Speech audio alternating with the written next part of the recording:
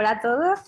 Antes que nada, dar las gracias a todas las personas que han decidido unirse a la charla de hoy de la cuadrilla de sostenibilidad y de economía circular de la Aprendedora Social. Y gracias a los protagonistas de hoy, que son Luna, Pachi y Fernando, por compartir su conocimiento y hacer que hoy todos nos vayamos a la cama con aprendizajes nuevos sobre sostenibilidad. Y nada, recordarles que la Aprendedora Social es un movimiento abierto de aprendizaje colectivo para impulsar soluciones más eficaces a los grandes retos sociales, y para quien aún no forme parte, pues animarles e invitarles a que se registren. Y ahora sí, Fernando Martín, si quieres empezar, él es cofundador y CEO de Caminos y Ciencia y se ha preparado un pequeño ratito su charla sobre cómo seleccionar los ODS en los que debe enfocarse una organización o empresa. ¿Le doy ya? Sí, a tope. Bueno, pues nada, lo primero, Ari, muchas gracias por invitarnos, por animarnos un poco también, tanto hay que decirlo, por empujarnos un poco a participar. El resto de los que estáis en la cuadrilla llegará un momento en el que Ari empezará a deciros ¿y por qué tú no? ¿Y por qué tú no? ¿Y por qué tú no? Dejaros reliar, que tampoco pasa nada. Yo tampoco quiero extenderme mucho porque lo último que yo quiero aquí es dar una charla o una clase magistral, porque creo que no hay una respuesta correcta o una respuesta universal para la pregunta esta, pero sí que creo que es algo que en el ámbito de sostenibilidad nos podemos encontrar muchas veces, tanto en la propia organización con la que estemos trabajando nosotros, organización, empresa, proyecto, como en el caso de que estemos trabajando en una labor de consultoría, asesoría, facilitación o lo que queramos pensar para otra entidad. Nosotros nos dimos cuenta de que realmente era un problema. Vamos, un problema. Te surge una duda clave cuando tú estás planteando dónde pones el foco dentro de los ODS al tratarse de una organización concreta.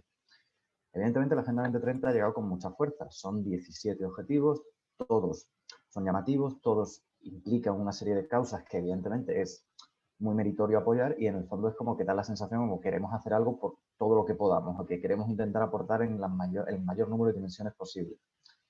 Pero claro, también estamos en el otro lado en el que vemos determinadas campañas que hacen determinadas empresas y nos da la sensación de que están vacías de contenido.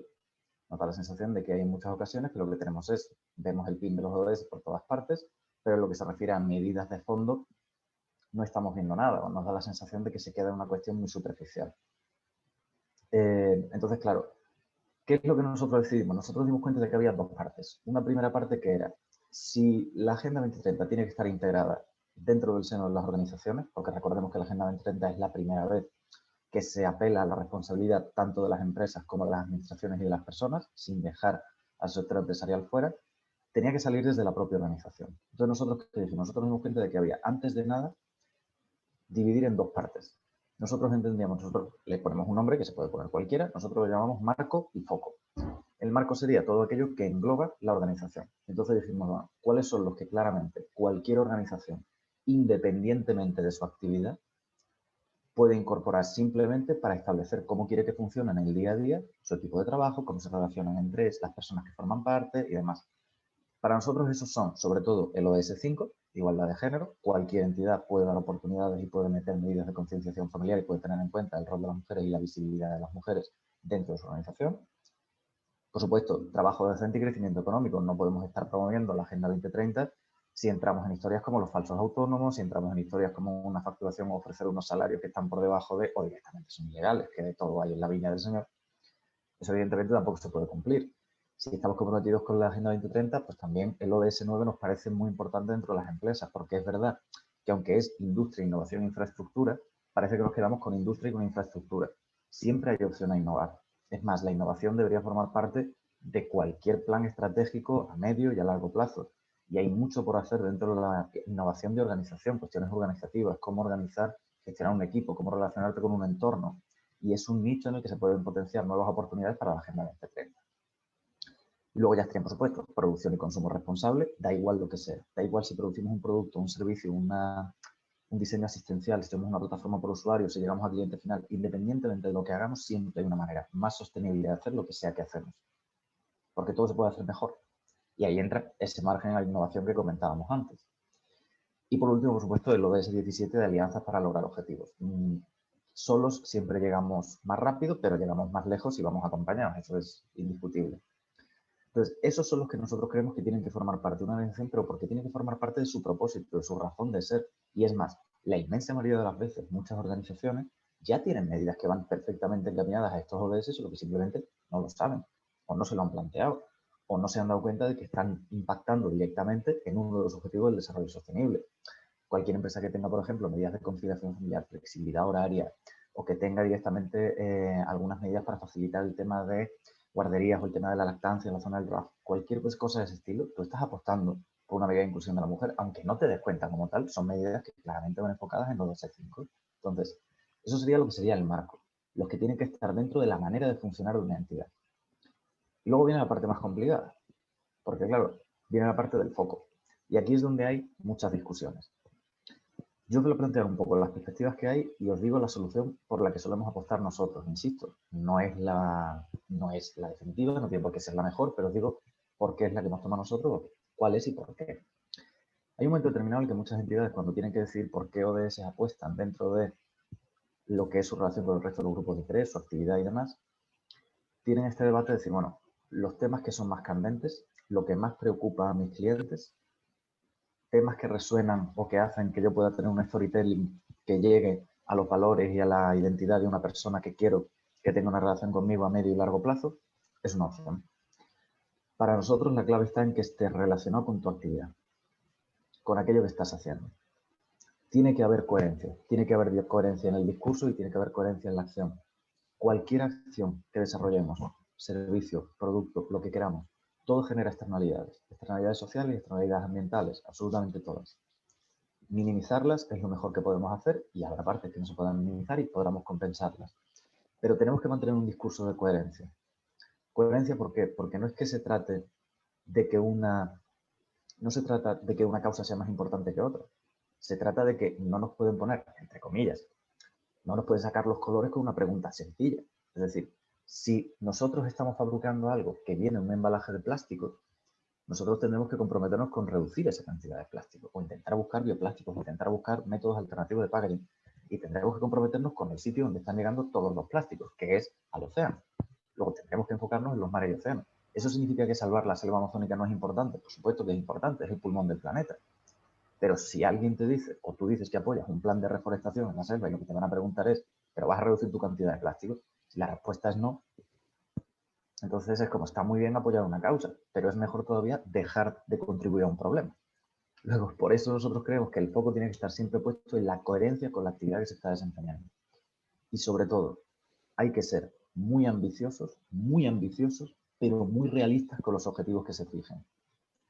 Tenemos que poner objetivos que nos obliguen a hacer un esfuerzo, que no nos obliguen a tirar la toalla y decir no los vamos a conseguir nunca, o al contrario, no podemos poner un objetivo que estamos a punto de conseguir. Eso es querernos colgar el pin. Pero también tenemos que ser realistas, porque si estamos haciendo una estrategia con los ODS, tenemos que poner KPIs, tenemos que ser honestos, tenemos que ser transparentes, tenemos que decir cómo vamos. Y tendremos que medir y decir, dar parámetros. Si ponemos un objetivo que se nos escapa totalmente de nuestras posibilidades, una y otra vez vamos a estar reportando que fracasamos estrepitosamente.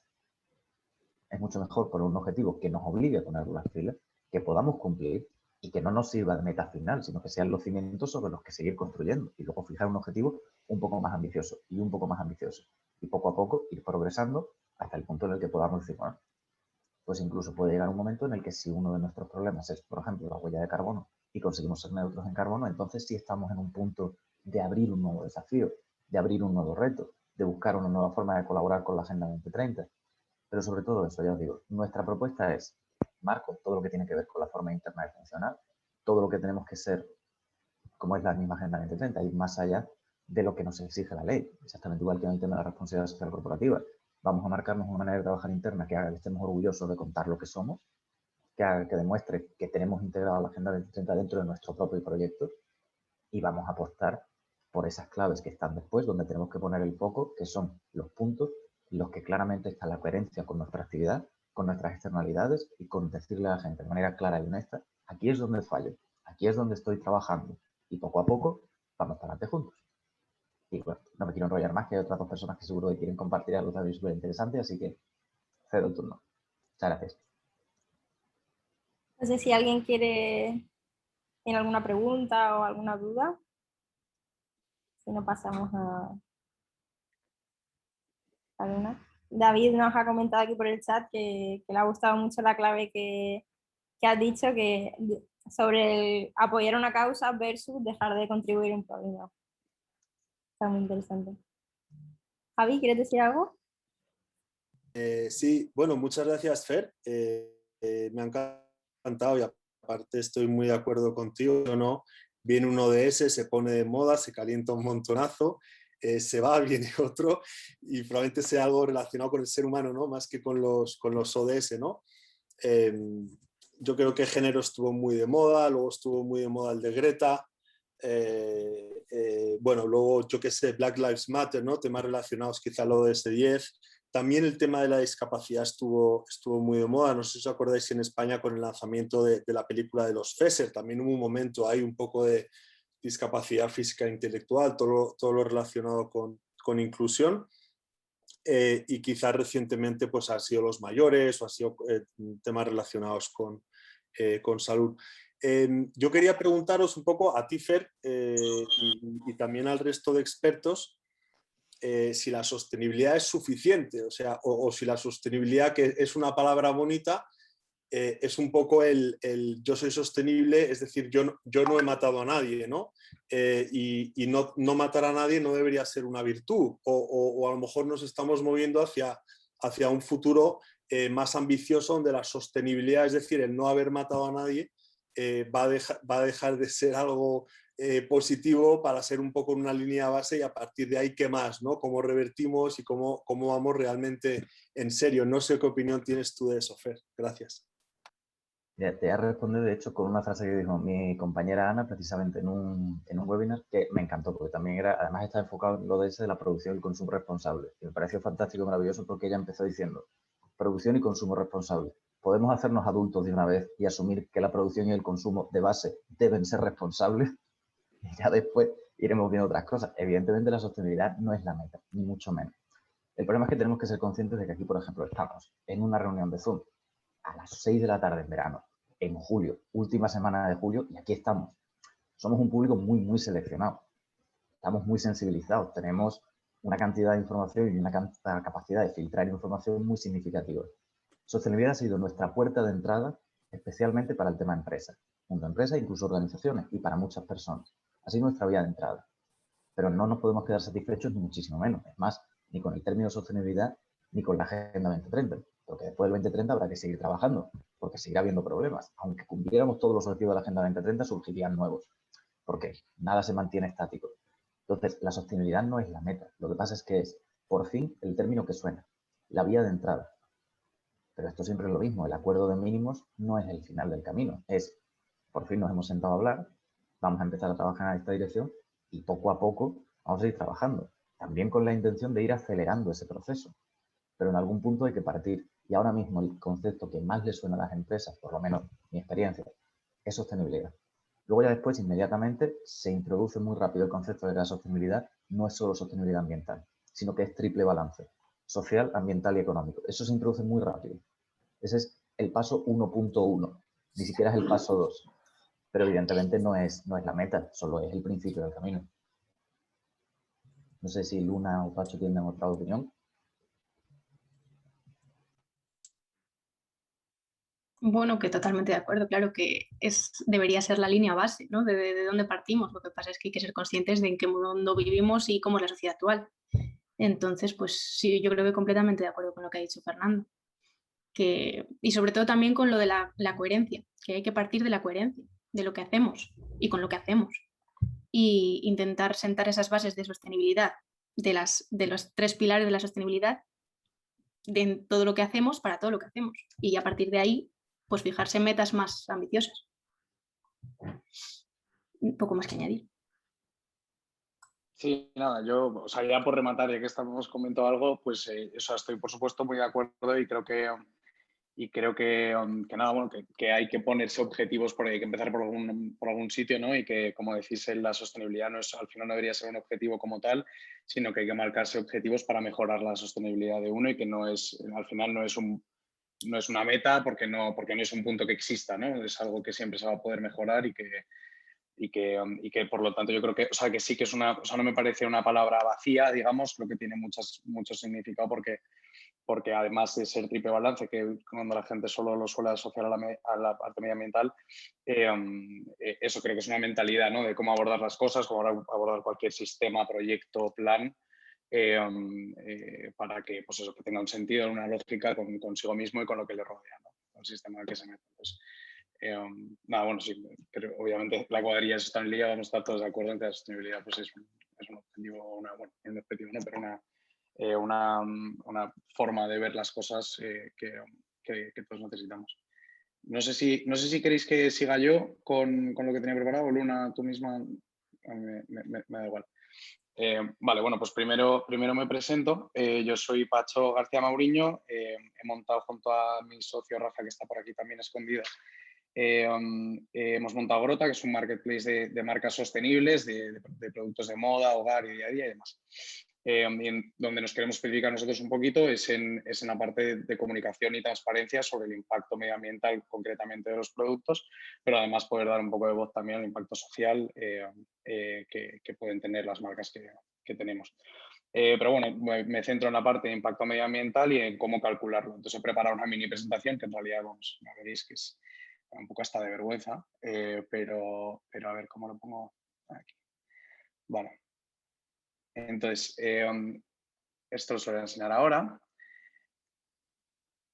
Y vamos a ver esto un poquito. Eso, cómo calcular el impacto medioambiental. Al final hay muchos tipos de impacto medioambiental. Primero en cuanto a las formas de afectar, las formas de impactar que puede tener lo que estemos viendo. Tanto si es un impacto positivo o negativo, directo o indirecto, ¿no? Reversible o irreversible, pues las distintas formas en las que podría afectar el impacto en cuanto a sus tiempos o las formas, vamos. Y luego los distintos impactos que puede haber, las distintas cosas que se pueden llegar a impactar, o las distintas cosas que se pueden medir en cuanto al impacto que podría tener un producto. Yo sobre todo hoy me voy a centrar en el análisis de impacto de productos, no tanto de servicios o de proyectos o demás, sino de productos concretos. Entonces, bueno, se podría medir en cuanto a distintos tipos de impacto medioambiental, como sale en la columna de la derecha, ¿no? Pues la acidificación del suelo y demás. Nosotros lo que hacemos en Grota es calcular la huella de carbono, porque, bueno, primero porque creemos que es lo que el consumidor general va a entender más fácil y que además, bueno, pues que es algo que sí, que todo el mundo tiene en mente a día de hoy, ¿no? Y entonces hacemos esto a través de un análisis de ciclo de vida, que eso básicamente lo que viene a decir es pues, ver el impacto que tiene un producto desde que se concibe, desde que se empieza a producir hasta que se termina su vida, ¿no? Y se desecharía. Nosotros en concreto, como os explicaré un poco después, hacemos un análisis de ciclo de vida parcial en el que solo medimos pues, una parte del ciclo de vida del producto, pero luego os lo enseñaré. Entonces, el proceso que nosotros seguimos para calcularlo necesita datos en distintas áreas del producto. Entonces, necesita saber, por supuesto, pues, qué materiales componen el producto, todos los transportes que habría en realidad entre las materias primas hasta la fábrica y desde los distintos procesos que requieren las materias primas para acabar siendo un producto final, ¿no? Para acabar pudiendo salir del almacén hasta el cliente final. Entonces, entra la parte de transportes.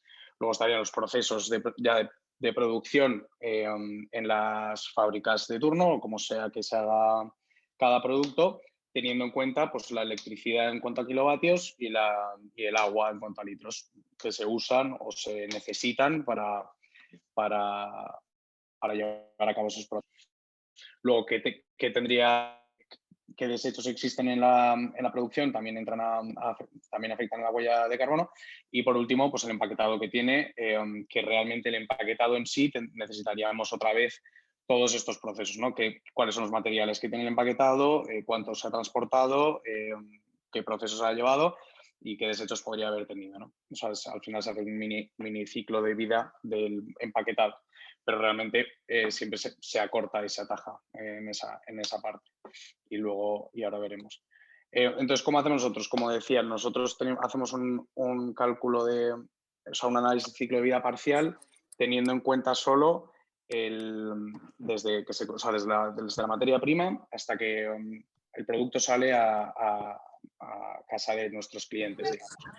Entonces no tendríamos en cuenta el uso ni el desecho, que serían las dos partes del proceso que nos dejamos, porque no queremos asumir ningún tipo de uso que va a hacer nuestro cliente sobre ellos, ni cómo lo va a desechar, si lo va a desechar bien o mal, y ese tipo de cosas. Nosotros queremos dar toda la información para que se usen y se desechen los productos lo mejor posible, pero de ahí ya pues creemos que es responsabilidad del cliente y por lo tanto tampoco creemos que es algo que debería afectar el proceso de compra, debería afectar el proceso de cómo usar y desechar los productos, pero no el proceso de comprarlos.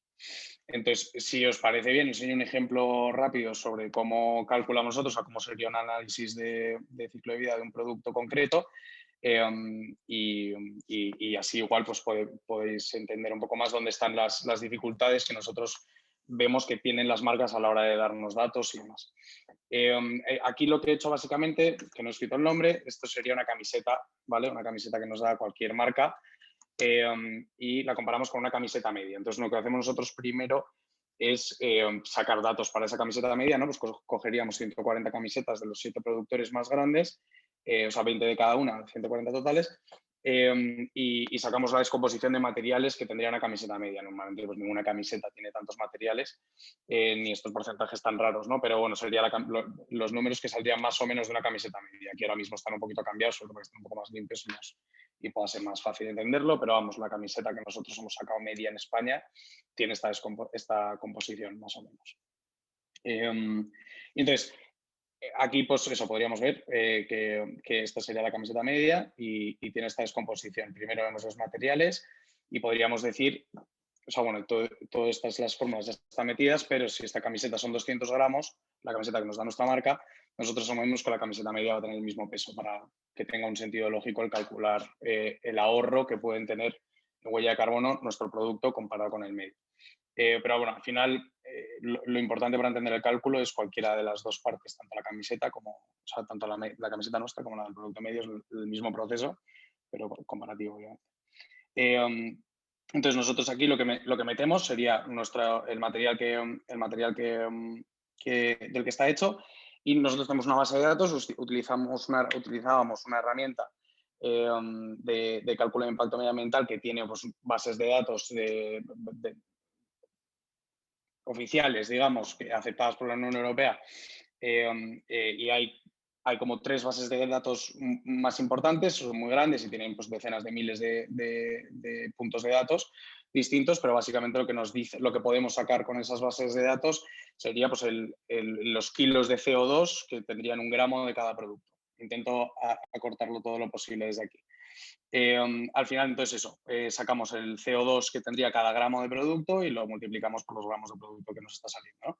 Luego los transportes, nosotros vamos a asumir como el proveedor normalmente nos puede decir todos los transportes que han pasado para que su producto llegue hasta él.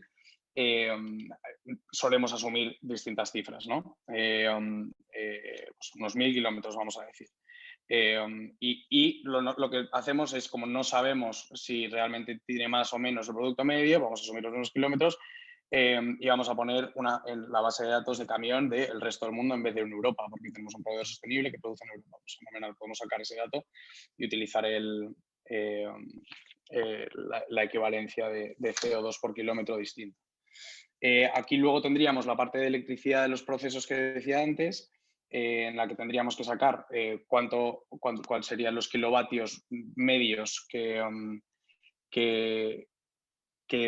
cuesta producir 1 gramo de algodón orgánico, y esto lo hemos tenido que hacer con bastante tiempo de búsqueda, de investigación. Sobre todo lo hemos tenido que sacar porque la gran mayoría de nuestros proveedores no es capaz de saber exactamente pues eso, el kilovatio por gramo de sus fábricas o de las de sus proveedores. Entonces tenemos que asumir nosotros pues esa responsabilidad y buscar formas de poder llevar a cabo esto y que tenga un sentido, ¿no? Y lo mismo con pues, los kilovatios por gramo de cada material del producto medio. Luego el CO2 equivalente de cada kilovatio va a depender también de la red eléctrica de cada país, de dónde se esté haciendo y demás. Aquí estamos asumiendo esta es la equivalencia de un kilo de CO2 por cada kilovatio en España. Y esta sería, creo que es el dato en la India. Pues obviamente tienen una red eléctrica con muchísima menos energía renovable, mucho más sucia, ¿no? Estamos basados en carbón y demás. Entonces va a tener un impacto mayor. Lo mismo pasa con el agua. Sacamos los litros por el gramo y la equivalencia de huella de carbono por cada litro. Y otra vez asumimos que esto sería España, bueno, no sé exactamente este número de si es el de España o es el de general para Europa, y lo mismo aquí. Al final estos van a salir números muy pequeños, estos números totales están en kilos de CO2, por tanto, bueno, pues no llega al gramo, ¿no? Son números muy pequeños normalmente la huella de carbono de la parte hídrica, de la parte del agua en los procesos. Luego la huella hídrica, por ejemplo, pues aquí sería la parte que más afecta, ¿no? Obviamente. Para los desechos, esto es un problema que hemos visto, la gran mayoría de marcas no consigue saber cuáles son los desechos de la producción de sus productos. Por supuesto, no encontramos datos medios para los desechos de la producción de muchos productos, por lo tanto, la gran mayoría de veces no somos capaces de calcular el impacto medioambiental de los desechos de nuestros productos, por lo tanto, no lo llegamos a tener en cuenta en el análisis. Entonces, o sea, para que no afecte, el no saberlo, que no afecte, ¿no? O sea, que no afecte a la proporción. Y aquí ya sería el empaquetado. Nuestro proveedor nos dice que tiene un empaquetado de cartón reciclado. Sabemos lo que por nuestras bases de datos que el cartón reciclado tiene tantos kilos de CO2 por gramo, y nos dice el proveedor que son 20 gramos el empaquetado. Asumimos el mismo peso del empaquetado para el producto medio porque no sabemos cuánto pesa el empaquetado medio de una camiseta y es imposible saberlo por internet, vamos. Pero sí que sabemos que la mayoría viene envueltas en bolsas de plástico y demás, entonces por lo tanto podemos asumir que el packaging viene envuelto en plástico. Al final nos sale un ahorro, no sé si os tapa yo creo, ¿no? Nos sale un ahorro para una camiseta de un proveedor de un 82%. Tiene una huella de carbono de 1,5 y una huella de carbono media de 8,6, ¿no? Y eso es lo que queremos nosotros al final cuantificar y poder enseñar al cliente, y creemos que es muy importante tanto para clientes como para las marcas al final, porque como decía Fernando, ¿no? O sea, muchas empresas quieren tener objetivos y acercarse a los ODS y demás, pero creemos que falta pues, formas de pues eso, llegar a saber exactamente cuál es tu impacto medioambiental, digamos. O sea, nosotros que nos centramos en huella de carbono, pues cuál es tu impacto en huella de carbono, dónde estás fallando más comparado con el producto medio, que podrías mejorar, ¿no? Y aquí es donde nuestro punto de partida es dar este dato al final al cliente y a la marca, para que sepa un poco dónde está y en el caso del cliente que está comprando. Y de aquí pues la idea, ¿no? Sería cómo podemos trabajar con ello y cómo podemos trabajar con las marcas para mejorarlo. Pero bueno, eso obviamente es una conversación para otro momento. Pero bueno, aquí sería un ejemplo de cómo se calcula o cómo calculamos nosotros una camiseta y una camiseta media para poder compararlos. Y no sé si me enrollo un poco demasiado, ni si hay alguna pregunta, pero eso sería un poco todo.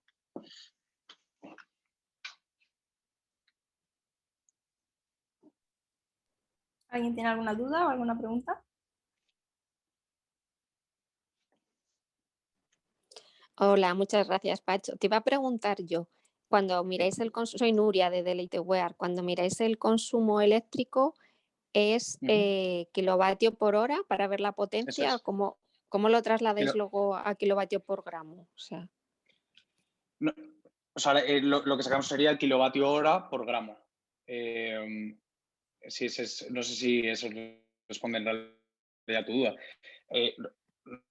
Nosotros lo que hemos buscado para cuando las marcas no nos lo pueden dar, hemos buscado para todos los distintos materiales, los distintos procesos, cuál es la media, según estudios, y hemos tenido que buscar, pues al final lo malo aquí es que hemos tenido que tirar de distintos estudios que igual han usado distintas metodologías para llegar a los resultados, ¿no? Pero es que realmente no hay otra forma ahora mismo que nosotros sepamos para encontrar datos de kilovatio por hora medios para distintos materiales y distintos procesos. claro, o sea, que es para tejer, ¿no? Ese gramo de algodón, entiendo, ¿no? Eso es, por ejemplo. Vale. En el caso de algodón sería pues, para llegar al tejido final de algodón, pues sería hilar, tejer. Vale. Y luego también tenéis en cuenta, por ejemplo, lo que gastan las máquinas que lo han cosido. Claro, eso sería, o sea, la idea sería juntar todos esos datos de o sea, todo lo que al final, todo lo que sean kilovatios en cuanto a sus procesos de producción deberían estar incluidos. Cuando no podemos llegar a todos, intentamos, o sea, para que tenga un sentido y tener un poco de rigurosidad, usamos siempre como la misma cantidad de datos para el producto normal, o sea, para el producto que medimos contra el producto medio. Genial. Muchas gracias. A ti, Nuria. Luna, si quieres empezar tú.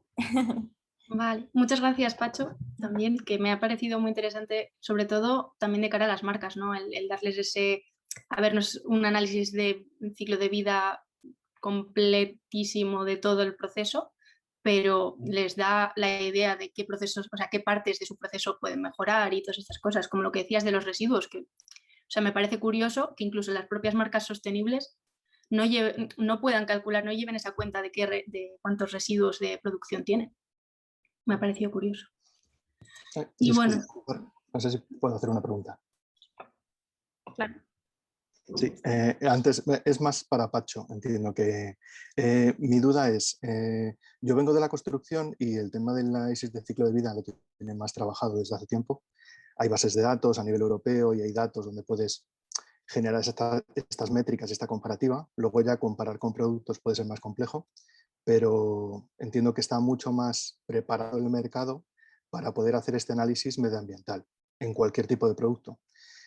Mi duda es, para poder medir impacto social, no hay toda esta normativa de batería europea, obligación para empresas de construcción que eran muy contaminantes en su momento y han tenido que hacer un proceso, o de materiales como ropa y tal.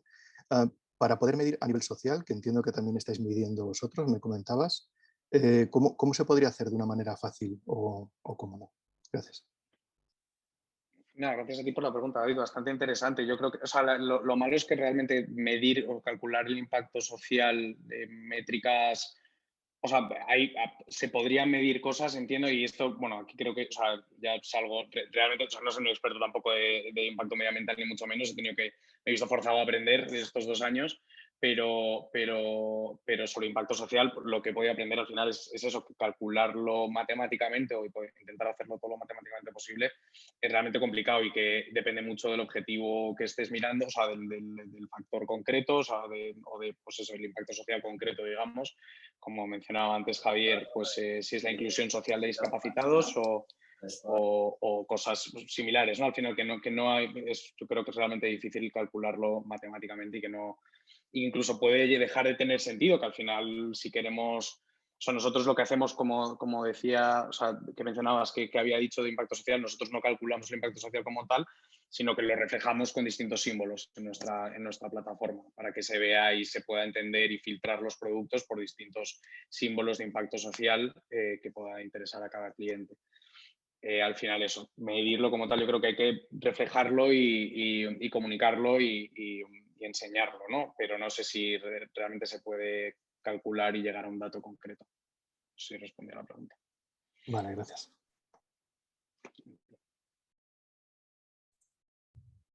Vale, pues si queréis sigo yo. Voy a compartir pantalla también, si la encuentro. Vale. Bueno, yo os voy a hablar un poco de lo que me toca así un poco más de manera directa, tanto en mi vida profesional como académica, que son los plásticos y los bioplásticos. Bueno, yo soy parte de Verde Agua, que es una consultora ambiental que está en Valladolid, ya lo conté en la primera reunión, y nos dedicamos un poco a hacer educación, eventos sostenibles, consultoría y desarrollo del producto, y todo un poco está relacionado o surge por la problemática de los plásticos de un solo uso. Bueno, yo creo que muchas veces una imagen vale más que 1000 palabras, o sea que bueno, aquí tenéis 3. La primera es una cuneta de las calles de Nigeria, un amigo nuestro nos la mandó. Esto es como suele estar. La segunda es en Sri Lanka, el mes de mayo, que no sé si oísteis el problema que hubo con un carguero lleno de pellets de plástico que, vamos, descargó toda su carga aquí en las costas de Sri Lanka, con lo cual eso es bastante difícil de limpiar. O la mítica foto de los pajaritos que están llenos de plástico en las playas siempre. Pues bueno, son como problemas que ya somos, yo creo, bastante conscientes de que existen. Al final esto viene del modelo de producción que hemos seguido hasta ahora. La extracción de materias primas, producción de productos, uso y desecho de los mismos. Nos hemos basado también, entre medias, un poco en la economía del reciclaje. De hecho, todavía estamos intentando basarnos en ella, tampoco hemos llegado mucho. Pero bueno, lo que estamos intentando ahora llegar o poner como objetivo, de lo que hablábamos antes, es la economía circular, que llega mucho más allá de lo que es el simple reciclaje. Pero bueno, es algo bastante complejo y yo creo que a lo largo de las distintas sesiones de las reuniones que tengamos, pues irán saliendo cositas o apuntes sobre economía circular.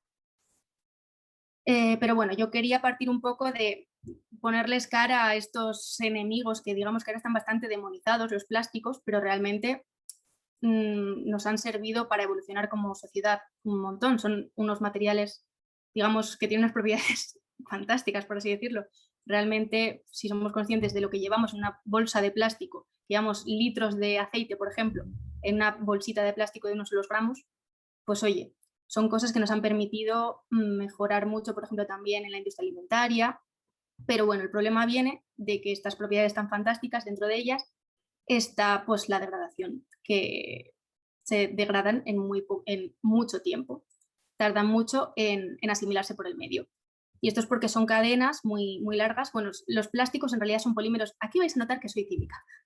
Perdón, me gusta meter fórmulas por ahí. Normalmente los plásticos convencionales, lo que quería resaltar es que proceden del petróleo.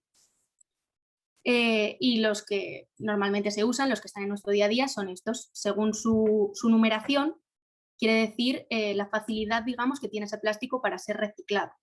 El PET, que es el típico de las botellitas de plástico, que se está utilizando ahora mucho para hacer ropa, por ejemplo, con PET reciclado de botellas de plástico recuperadas, o el polietileno de alta densidad, que es para hacer envases sobre todo, PVC, construcción, las bolsitas de plástico de polietileno de baja densidad, bueno, diferentes tipos de plásticos que estamos acostumbrados a ver. Luego el 7, el numerito 7, si os fijáis por casa tendréis diferentes cosas del número 7 y es un poco el cajón desastre de la clasificación de los plásticos, porque realmente aquí tenemos plásticos que son difíciles de reciclar, como por ejemplo el policarbonato, que el policarbonato también, digamos que ha tenido bastantes controversias por los aditivos que usa normalmente, como los BPAs, que igual os sonará de ver cosas de BPA free y tal. Esos son aditivos que se suelen utilizar con los policarbonatos. Pero luego dentro del 7 también están otros plásticos de los que os voy a hablar ahora, como el PLA, que es un plástico compostable. Entonces, pues bueno, hay que tener un poco cuidado también con las clasificaciones estas. Bueno, estos son como un par de facts que suelo dar de los plásticos, que en sí no son tóxicos. La gente dice, no, es que los plásticos son tóxicos. Y no son tóxicos. Lo que pasa es que a veces eso llevan una serie de aditivos, plastificantes, tintas, metales para mejorar sus propiedades, que estos sí que pueden ser tóxicos o nocivos o dañinos para la salud. Pero bueno, los plásticos en sí no son tóxicos. Y bueno, quería centrarme un poco en lo que son los bioplásticos, o sea, a qué se refiere ese prefijo bio, que muchas veces no sabemos. Los bioplásticos se refiere a que pueden estar biobasados, es decir, que pueden proceder de materias primas renovables, es decir, que no proceden del petróleo, o pueden ser biodegradables, es decir, que se degradan gracias a la acción de microorganismos para dar CO2, agua, biomasa, o pueden ser ambas cosas, que sería lo ideal. Muchos polímeros naturales que estamos acostumbrados a ver, como el almidón o la celulosa, son bioplásticos, en verdad. Yo ahora mismo estoy investigando en un laboratorio hacer termoplásticos de almidón de patata, que el almidón de patata es básicamente el polvillo blanco que se queda cuando estás partiendo la patata en el cuchillo, pues ese es el almidón. Y de ahí puedes sacar un plastiquito muy parecido al PET de las botellitas de plástico, por ejemplo. Pues este tipo de polímeros naturales son de los bioplásticos que son tanto biobasados como biodegradables. Este gráfico siempre me gusta mucho, lo saqué de European Bioplastics y nos da un poco la idea, una perspectiva global de lo que son los plásticos y los bioplásticos. Digamos que los plásticos convencionales son aquellos que no son biodegradables y son de origen fósil, y por contraposición los bioplásticos son aquellos que bien están biobasados solamente, por ejemplo el biopolietileno o el biopet, son exactamente igual, o sea, la formulita, la cadena de átomos es exactamente igual. Realmente tú, si te lo dan, no podrías distinguir a priori si viene de petróleo o de materias primas renovables. Pero en este caso están biobasados, o sea, no proceden del petróleo. También tenemos los bioplásticos que son biodegradables, pero sí que proceden del petróleo. Eso también existe. Pero bueno, los ideales y los que yo creo que hay que centrarse es en los que son tanto biobasados como biodegradables, como el almidón termoplástico del que os hablaba ahora, que es el que estoy investigando yo, o el PLA del que os he hablado antes, que es un plástico compostable. Compostable quiere decir que se puede desechar junto con la fracción orgánica y da un compost que es un abono de calidad. Y en realidad también procede del almidón. Lo que se hace es extraer almidón de diferentes cultivos y mediante diversos procesos, pues al final consigues un plástico que de hecho es el que se usa principalmente en impresión 3D por sus propiedades, porque tiene muy buenas propiedades para este tipo de métodos. Y bueno, un poco cómo distinguirlos, que a veces es complicado porque pueden parecerse mucho. De hecho, por ejemplo, yo siempre tengo por aquí un vasito, bueno, como tengo el fondo difuminado, no sé si sé, pero esto es PLA, que es muy parecido al PET típico de los vasitos, pero realmente tú, por ejemplo, a este le echas café caliente y se te deshace el vaso en la mano. Pero bueno, claro, a simple vista es difícil de distinguir. Entonces, para esto existen una serie de sellos o certificados que te dicen pues si un plástico es biodegradable, por ejemplo, en qué medio es biodegradable en tierra, en agua salada, en agua dulce, si es compostable, mediante qué tipo de compostaje es decir, un PLA, por ejemplo, es compostable mediante compostaje industrial, que es lo que se hace en los centros de tratamiento de residuos. O sea, requiere unas temperaturas y unas condiciones diferentes a lo que sería una compostera doméstica que tú puedas tener en tu casa. Y estas etiquetas, por ejemplo, yo he puesto las de Tuba Austria, que son como las que más extendidas están, estas de European Bioplastics también. Digamos que para que te otorguen cada uno de estos certificados tienes que cumplir unas normas bastante estrictas y tienes que pasar unos ensayos que te certifica una tercera parte, digamos, alguien que no eres ni tú ni tu cliente, cosa que está bien. Luego tenemos los plásticos que se certifican como biobasados. Y bueno, un poco también quería daros una pincelada de eso, de cómo se gestionan sus residuos, que para mí es bastante fácil, entre comillas, de distinguir, pero muchas veces en realidad nos hacemos un lío, ahora que sobre todo que están las típicas bolsitas compostables de la fruta en los supermercados y estas cosas. Estas bolsas biodegradables o compostables hay que tirarlas junto con la fracción orgánica, no a lo de los plásticos. O los envases que sean de plásticos compostables, lo suyo es tirarlo al contenedor orgánico, no al contenedor de envases, aunque sea un poco contradictorio, pero bueno. Y igual que los plásticos, los bioplásticos que son biobasados pero no biodegradables, como lo que os decía del biopet, es exactamente igual que el PET, entonces se va a poder reciclar al igual que el PET y habría que tirarlo en el contenedor de envases, porque ese es el objetivo. Al final tú lo gestionas bien, lo separas para que desde el contenedor de envases se recicle o desde el contenedor orgánico se cree compost, este fertilizante para los campos de calidad y muchas veces biogás también, que se utiliza como biocombustible. Y bueno, espero no haber ido muy rápido ni muy despacio. Perdón. ¿Alguna pregunta? A mí siempre me ha parecido súper interesante el tema del compostaje doméstico. Tú que eres química, a lo mejor tienes alguna pista más allá, pero realmente sería o es accesible a todo el mundo ahora mismo, para todo el mundo ahora mismo, realizar compostaje casero. Realizarlo sí, lo que pasa es que lo tienes que usar, me refiero. Hacer compost por hacer compost, a no ser que se lo quieras tú, que conozcas a alguien a quien se lo puedas dar para que fertilice su huerto o lo que sea, pero yo, por ejemplo, tengo 4 plantas en mi casa.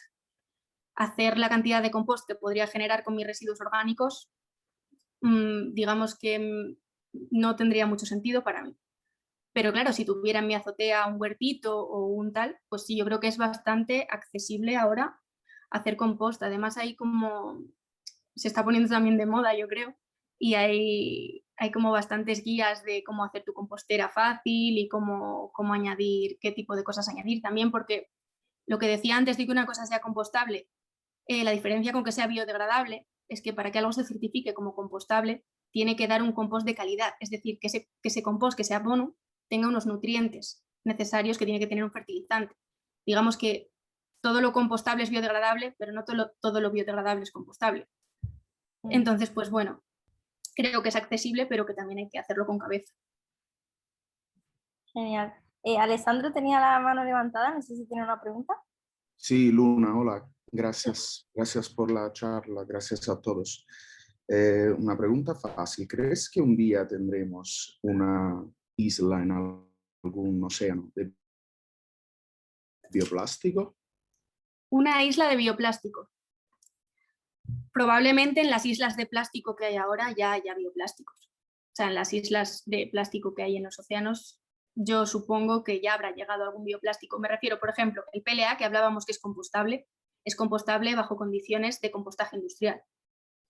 Esto quiere decir que, por ejemplo, en biodegradarse no va a tardar los cientos de años que tarda en degradarse el PET, pero igual a los 5 años o a los 3 años sigue exactamente igual, si ha acabado mal gestionado. O sea, si no se ha gestionado de manera correcta y ha acabado en ese contenedor orgánico y en ese centro de tratamiento de residuos, esa bolsa o ese vaso de PLA puede estar años en el océano. Esto es un problema. De hecho, muchas, digamos, por ejemplo, Greenpeace está bastante, no en contra de los bioplásticos, pero sí que, digamos que dicen que tenemos que ser precavidos, y tienen toda la razón del mundo, de que esta no es la única solución al problema de los plásticos.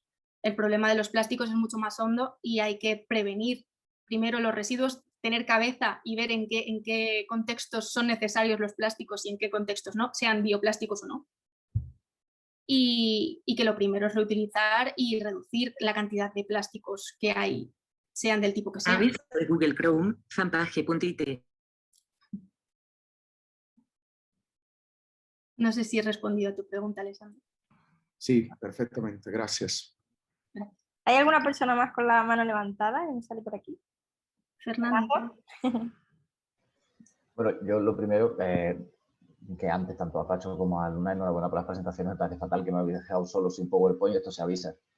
Esto se avisa porque ahora yo arranco sin presentación y los demás quedáis estupendamente. Pues no, es que a mí la mía me da vergüenza. Yo no tengo, así que mejor que la mía seguro que es. Y luego ya Luna se monta aquí el Canva, digo, pues nada, estupendo. Y quedo yo fatal. No costaba nada, se podía haber avisado. Pero ya en serio. Sí quería preguntarte, Luna, porque, por ejemplo, ¿hay una diferencia significativa de precio de cara a la producción de buscar un embalaje que directamente sea un bioplástico con respecto a los que tienen un porcentaje de bioplástico? Porque yo cada vez veo más en ese famoso 7 categoría de otros, en ese cajón desastre, muchos que a lo mejor dicen que tiene un porcentaje, un 30 o un 35 o un 40 de bioplástico o de material orgánico tipo caña de azúcar o similar. ¿Realmente hay una diferencia de precio muy significativa en ese proceso de transformación o es algo más arraigado en es que esto se hace así, es que ya lo tenemos optimizado de esta manera? Supongo que ahí influyen varios factores. O sea, primero, la manera de producción que existe, digamos, la maquinaria que existe y los procesos que están ya implantados en las fábricas, que cambiarlos, digamos, que no es muy fácil. Y por otra parte, por ejemplo, yo creo que ahora eso va a cambiar con lo del impuesto al plástico. El impuesto, no sé si la ley de residuos y suelos contaminados, que está ahora en proceso, vamos, está en el Congreso votándose y todas estas cosas, que se pasa con las leyes, y van a ponerle un impuesto del 0,45, creo, euros al kilo de plástico virgen. Entonces, pues por ejemplo, yo creo que este tipo de cosas va a ayudar a que los precios se igualen un poquito. Sí que es verdad que, por ejemplo, plásticos de origen vegetal, pero que van a mezclarse con los plásticos de origen petroquímico, o sea que al final va a ser ese PET o ese polietileno, es diferente que, por ejemplo, pues eso, el almidón termoplástico del que os hablaba yo. Ese plástico, ese polímero ya está hecho, lo ha hecho la planta. Solamente tengo que procesarlo y eso es mucho más barato que ponerse a extraer el almidón, transformarlo, mezclarlo. Entonces, por eso yo también supongo que los porcentajes todavía no son altos. Genial, muchas gracias. Alessandro, vi que levantó la mano de nuevo, no sé si... No, se había quedado levantada, vale. pero me ocurrió otra pregunta. No sé si no quiero, no sé si alguno más tiene o algunas más tienen más preguntas. Adelante. ¿Cómo funciona el termoplástico sobre el cual estáis trabajando? El termoplástico es como, vamos, Sí, como sí. cualquier termoplástico se puede extruir. Se puede meter en una extrusora, que es un tornillo sin fin caliente al final, y se puede peletizar y se puede termoconformar, vamos, como cualquier termoplástico normal.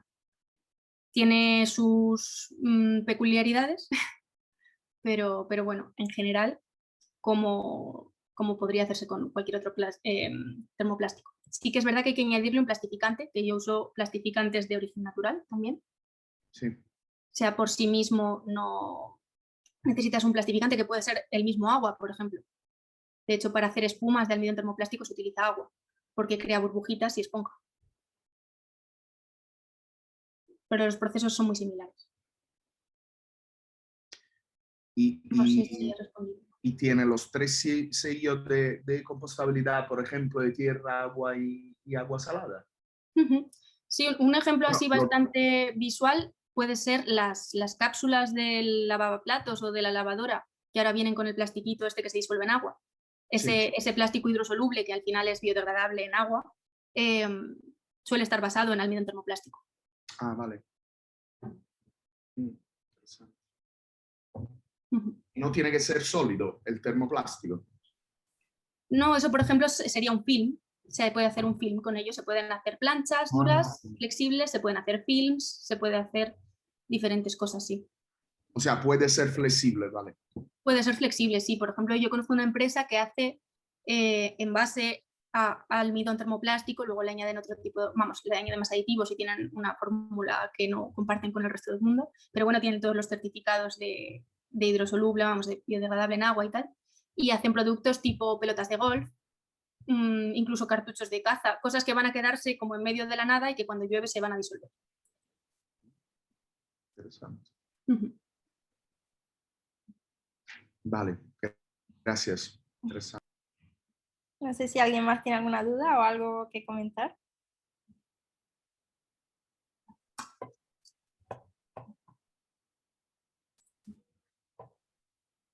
Pues nada, sino agradecer a todo el mundo por haber asistido. Espero que les haya gustado esta charla de expertos dentro de la cuadrilla de sostenibilidad y economía circular. Y nada, espero que haya muchas más, que la gente se anime a compartir también pues, su expertise en determinados ámbitos dentro de la sostenibilidad, que al final da para rato y hay muchísimas cosas sobre las que hablar y sobre las que compartir. Y seguro que al resto nos es súper interesante. Y nada, la charla queda grabada, así que la podrán ver en La Aprendedora también por si quieren recuperar cualquier cosilla. Y nada, que pueden encontrar a Luna, a Pacho y a Fernando en La Aprendedora por si quieren comentarle cualquier cosa, tienen cualquier duda en sus proyectos, en sus organizaciones o lo que sea, que seguro que están más que encantados de responderles. Y que para eso estamos. Y nada, que muchas gracias y que tengan una buena tarde.